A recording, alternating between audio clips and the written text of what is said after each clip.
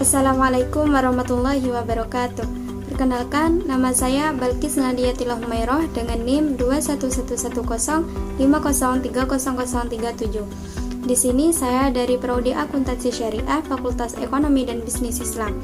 Saya di sini akan sedikit menanggapi video dari Bapak Abdul Wadud Nafis LC.MEI yang berjudul Pembentukan Peradaban Periode Kenabian.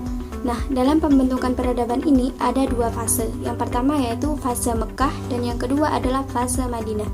Nah, dalam fase Mekah ini terdapat yang pertama yaitu metode dakwah Nabi Muhammad SAW, yang kedua yaitu konten dakwah Nabi Muhammad SAW, yang ketiga ada bentuk-bentuk penolakan dakwah Nabi Muhammad SAW, dan yang keempat ada bentuk-bentuk penolakan faktor-faktor penolakan dakwah Nabi Muhammad SAW. Nah, dalam metode dakwah Nabi Muhammad ini ada 3 metode. Yang pertama yaitu metode rahasia.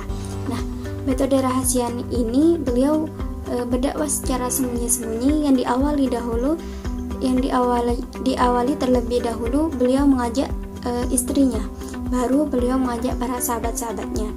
Beliau berdakwah secara rahasia ini berjalan selama 3 tahun dan yang dilakukan di rumah Arkom bin Abi Arkom.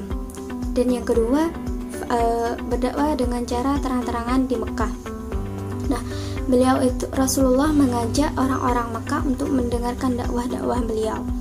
Yang ketiga yaitu berdakwah di luar Mekah. Nah, beliau mengajak para pedagang, orang haji untuk mendengarkan dakwah-dakwah beliau. Yang kedua, konten dakwah Nabi di Mekah. Ada 2 konten dakwah Nabi di Mekah. Yang pertama yaitu pendidikan tauhid dalam teori dan praktik. Nah, beliau itu menanamkan kepada penduduk Mekah akan keberadaan Tuhan, akan adanya Tuhan, karena penduduk Mekah itu ada sebagian yang ateis atau tidak punya agama atau tidak percaya akan adanya Tuhan. Dan yang kedua, beliau itu menanamkan kepada penduduk Mekah untuk beribadah hanya kepada Allah Subhanahu wa taala saja. Konten yang kedua yaitu adalah pengajaran Al-Qur'an.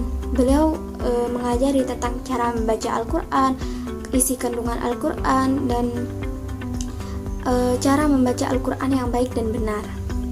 Selanjutnya adalah bentuk-bentuk penolakan dakwah Nabi Muhammad SAW. Ada 3 bentuk penolakan dakwah Nabi. Yang pertama yaitu penolakan secara lunak. Nah, mereka itu tidak mau beriman kepada Allah Subhanahu wa taala, namun mereka itu tidak melakukan kegiatan-kegiatan atau tidak melakukan perbuatan yang merugikan bagi mereka. Dan yang kedua yaitu semi lunak. Mereka menolak ajaran atau dakwah Nabi Muhammad SAW dengan cara mengeluarkan kata-kata kotor. Misalnya itu mereka memfitnah Nabi Muhammad SAW. Dan yang ketiga adalah dengan cara kasar, menolak dengan kasar atau keji. Nah, mereka menolak dakwah Nabi Muhammad SAW dengan cara menyakiti atau mengkasari Nabi SAW beserta sahabat-sahabatnya. Selanjutnya adalah faktor-faktor penolakan dakwah Nabi Muhammad SAW. Ada beberapa faktor penolakan dakwah Nabi. Yang pertama yaitu bidang politik kekuasaan. Nah, mereka itu merasa terancam dirinya. Kekuasaan mereka itu merasa terancam karena adanya Nabi Muhammad SAW. Yang kedua, bidang sosial atau persamaan derajat sosial. Yang ketiga, agama dan keyakinan. Nah, karena kuatnya keyakinan dan agama mereka, jadi mereka itu tidak mau meninggalkan keyakinan mereka masing-masing. Yang keempat adalah budaya atau taklid kepada nenek moyang. Nah, karena mereka taat atau patuh kepada nenek moyang mereka, sehingga mereka itu tidak mau menerima atau tidak mau masuk Islam, tidak mau menerima dakwah Nabi Muhammad SAW. Dan yang kelima adalah faktor ekonomi. Fase yang kedua adalah fase Madinah.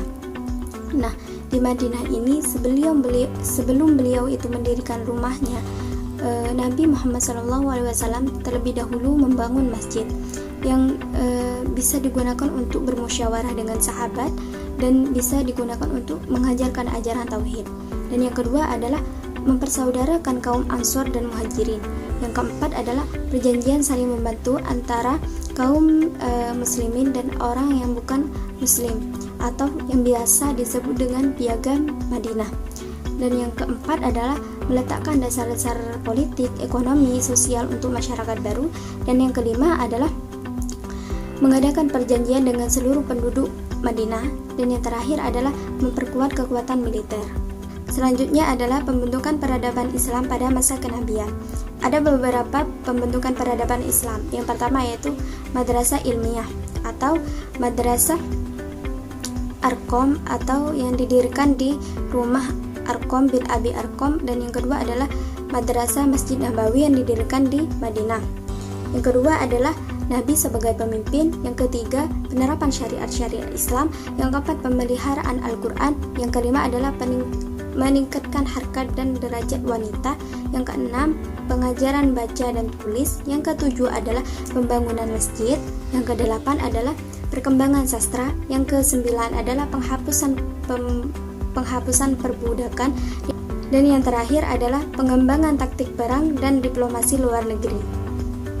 Sekian video tanggapan dari saya, kurang lebihnya mohon maaf.